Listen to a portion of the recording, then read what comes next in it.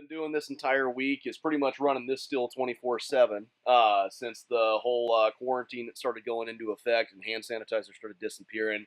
The large basis for hand sanitizer is alcohol, and we happen to make alcohol and whatnot. So ethyl alcohol and isopropyl alcohol are the two primary bases.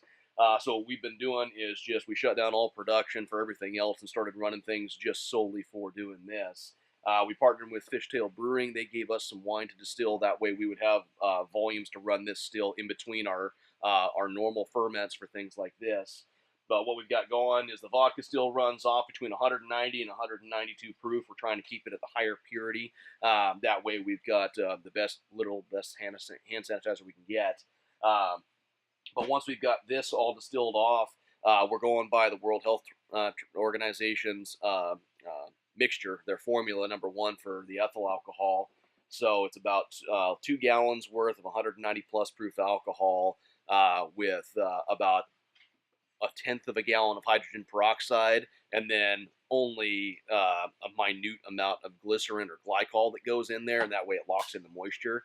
Got to absolutely use the food grade glycol or glycerin in there because we need non-toxic stuff when we're putting out our hands. But off of a single run, we can produce about 20 gallons in roughly a 24-hour period with how high we have to keep the proof.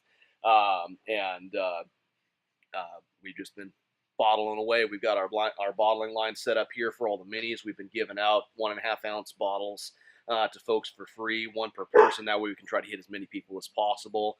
And then we've got fire department, a couple of different hospitals that have asked us to be able to provide. We actually got contacted by Panorama City, of all things, because since they're a retirement facility, they don't count in the upper tiers, and they still need sanitizer. So my dad's actually been out here most of the night, the last couple of nights, so that this thing can run 24/7 to be supervised. It's a lot easier when I was taking this directly off of the still and being able to dump it in here instead of having to ladle it out with a Pyrex cup. But we end up taking 16.5 liters of high-proof alcohol, mixing it with 300 milliliters of glycerin or glycol. They're pretty well interchangeable as far as the purities go, at least what I've seen on the shelf available and whatnot. And then your hydrogen peroxide, just to make sure that whatever the alcohol doesn't kill also dies.